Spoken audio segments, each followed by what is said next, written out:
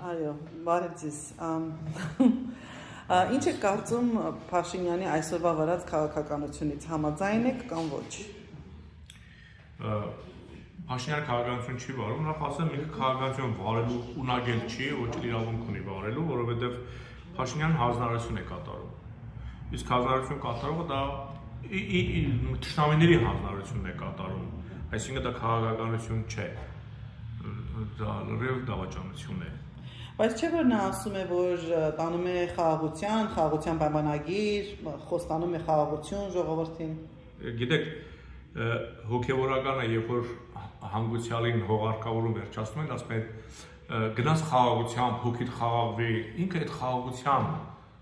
մասին է խոսում, նա ուզում է կործանել հայ ժողովրդին, վերջնատապանակար դնի, դա խաղաղություն չէ, դա կործանում է։ Չնայած մենք դա թույլ չենք տա, բայց